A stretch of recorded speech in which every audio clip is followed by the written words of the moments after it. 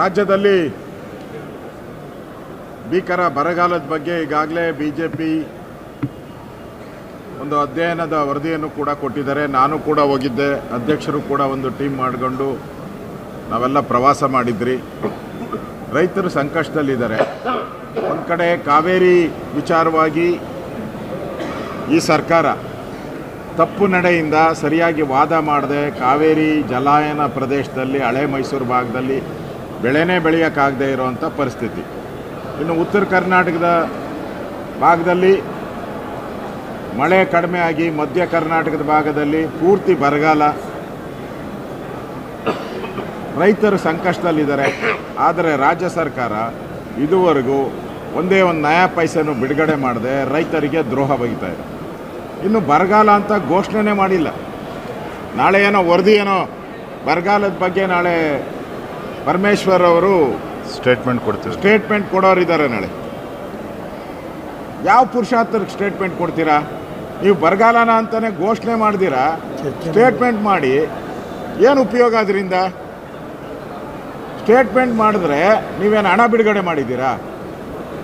ನೀವು ಸ್ಟೇಟ್ಮೆಂಟ್ ಮಾಡೋಕ್ಕೆ ಮುಂಚೆ ಇಷ್ಟು ಹಣ ಬಿಡುಗಡೆ ಮಾಡಿದ್ದೀರಿ, ಇಷ್ಟು ರೈತರು ಸಿಕ್ಕಿದೆ, ಇಷ್ಟು ಜಾನುವಾರುಗಳಿಗೆ ಇಷ್ಟು ಗೋಶಾಲೆ ಕಟ್ಟಿದ್ದೀರಿ, ಏನೂ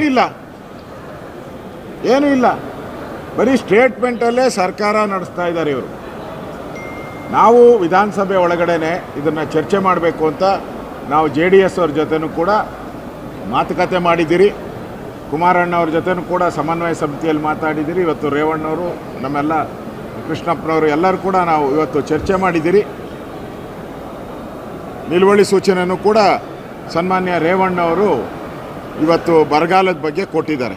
ಆದರೆ ನಮ್ಮೆಲ್ಲರ ದೃಷ್ಟಿ ಇರೋವಂಥದ್ದು ಬರಗಾಲದ ಬಗ್ಗೆ ಚರ್ಚೆ ಆಗಬೇಕು, ಈ ಸರ್ಕಾರಕ್ಕೆ ಚೀಮಾರಿ ಹಾಕಬೇಕು ಅನ್ನೋದಿದೆ. ಆದರೆ ಕಳಂಕಿತ ಮಂತ್ರಿಯನ್ನು ಇಟ್ಕೊಂಡು ಈ ಕಳಂಕಿತ ಮಂತ್ರಿಯನ್ನು ಕೈ ಬಿಡದೆ ಇವರೇ ಮಂತ್ರಿಮಂಡಲದಿಂದ ಕೈಬಿಟ್ಟು 187 ಕೋಟಿ ಲೂಟಿ ಆಗಿರೋದು ನಿಜ, ತಿಂದಿರೋದು ನಿಜ, ಅದು ಎಲೆಕ್ಷನ್ಗೆ ಹೋಗಿರೋದು ನಿಜ, ಇಷ್ಟು ಪ್ರೂವ್ ಆಗಿದೆ. ಅವ್ರ ಮೇಲೆ 4 ಕೇಸಿದೆ, 3 CBI, 1 ED ಕೇಸಿದೆ. ಇಷ್ಟಿದ್ರೂ ತಗೊಳ್ಳೋ ಅವಶ್ಯಕತೆ ಏನಿತ್ತು? ಆದ್ದರಿಂದ ಆ ಒಂದು ವಿಚಾರವನ್ನು ಪ್ರಮುಖವಾಗಿ ತಗೊಂಡು ಅದಾದಮೇಲೆ ಬರಗಾಲದ ಬಗ್ಗೆ ನಾವು ಚರ್ಚೆಗೆ ಹೋಗಬೇಕು ಅನ್ನೋ ತೀರ್ಮಾನವನ್ನು ಕೂಡ ಇವತ್ತು ನಾವು JDS ಜೊತೆ ಮಾತುಕತೆ ಆಡಿದ್ದೀರಿ. ಅವರು ಕೂಡ ಒಪ್ಕೊಂಡಿದ್ದಾರೆ.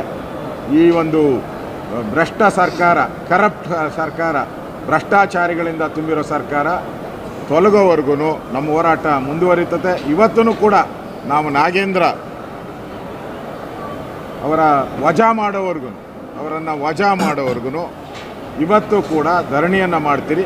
ಆದರೆ ಬರಗಾಲದ ವಿಚಾರನೂ ಕೂಡ ಮುಂದಿನ ದಿನಗಳಲ್ಲಿ ಅದನ್ನು ತೆಗೆದುಕೊಂಡು ಸರ್ಕಾರ ಮೊದಲು ಬರಗಾಲ ಅಂತ ಘೋಷಣೆ ಮಾಡಲಿ, ಆಮೇಲೆ ಸ್ಟೇಟ್ಮೆಂಟ್ ಮಾಡಿದ್ರೆ ಅದಕ್ಕೆ ಅರ್ಥ ಬರುತ್ತೆ. ಬರಗಾಲ ಅಂತ ಘೋಷಣೆ ಮಾಡದೆ, ಅನುದಾನ ಬಿಡುಗಡೆ ಮಾಡದೆ, ಬರಗಾಲ ಅಂತ ಘೋಷಣೆ ಮಾಡದೆ ಸ್ಟೇಟ್ಮೆಂಟ್ ಮಾಡಿದ್ರೆ ಅದು ಸರ್ಕಾರಕ್ಕೆ ಚೀಮಾರಿ ಹಾಕ್ದಂಗೆ ಆಗ್ತದೆ. ಅದರಿಂದ ನಾವು ಮತ್ತು JDS ಅವರು ಒಟ್ಟಿಗೆ ತೀರ್ಮಾನ ಮಾಡಿದ್ದೀರಿ.